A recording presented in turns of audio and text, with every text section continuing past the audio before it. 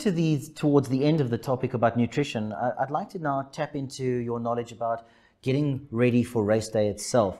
How do runners, or can you give runners advice as to the do's and don'ts for the last few days and of course race morning when it comes to nutrition? Right, sure. Okay, and that's an important topic. And it refers, I think, to the thing of carbohydrate loading before a race, which lots of runners will have heard about and which they follow. And I'm just going to quickly touch on the wrong way and the right way of doing it. And I'm saying that because science has moved on, and we still find lots of runners that will try and deplete their carbohydrate stores first. So they do a long run to deplete their carbohydrate, starve themselves of carbohydrate for a couple of days, and then they eat lots of carbohydrate. So that's the old-fashioned way of doing it, but it's unnecessary. So all somebody needs to do prior to race day is for 2 days prior to the race, eat more carbohydrate. And let's make it more than that. Let's eat lots of carbohydrate. And you don't have to just eat it. You can use it in a drinkable form as well.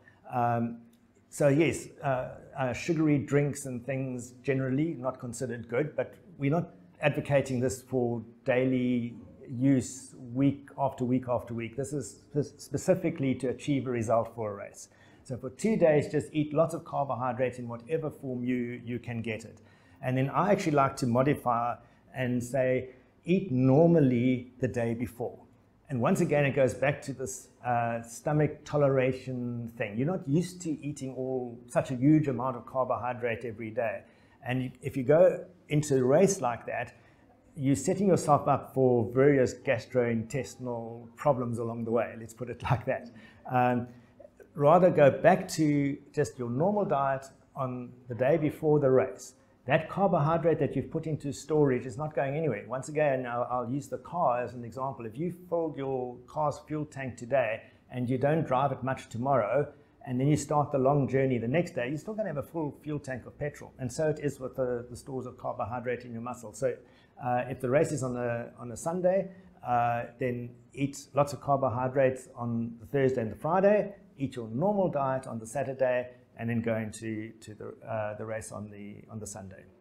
Which obviously begs the million-dollar question, which comes up year after year after year. Runners think that a nice big bowl of pasta the night before the race is carb loading, but there's other people that say that doesn't help you. So please, let's debunk the myth once and for all. Look, I don't think one big bowl of carbohydrate in terms of a pasta the night before is going to give you sufficient carbohydrate for the race.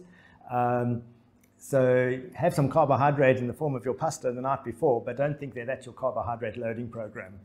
There's more to it than that. And then on race morning, sorry, you had asked about race morning and I kind of forgot about it until now.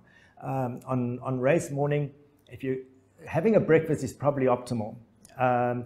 But you've got, once again, it goes back to the thing of you've got to test this out in training, because some people, if you have a breakfast, again, it causes stomach problems during the race. Runners have terrible problems with stomach issues during races compared to cycling and other sports. So you've got to test this and see if you can tolerate a breakfast. If you can, that's fantastic because it helps you have a better race. But the other thing to keep in mind is that breakfast must be quite well before the race. And the reason for that, we don't want to go here into all the technical details of what it does to things in the blood and all that sort of stuff. Just trust me, there's some things that happen when you have a high carbohydrate breakfast that if you do it at the wrong time, too close to the race, it's not the best thing to do. So you've got to set your alarm clock early enough to have that breakfast, I would say, at least 2 hours before. And it's not a big slap-up meal. It's just a light carb breakfast, and it could be a cereal of some sort. It could be a slice of bread or toast or two. It's just a small amount of carbohydrate. If somebody wants numbers, 60 grams of carbohydrate, something like that would be pretty good. And then once you've had that, you can have coffee, have water, and so on. But don't keep on sipping energy drinks and anything after that, leading up to the race, the start of the race. That is. So you have your breakfast, have your coffee, and then it's water if you're wanting something to drink leading up to the start.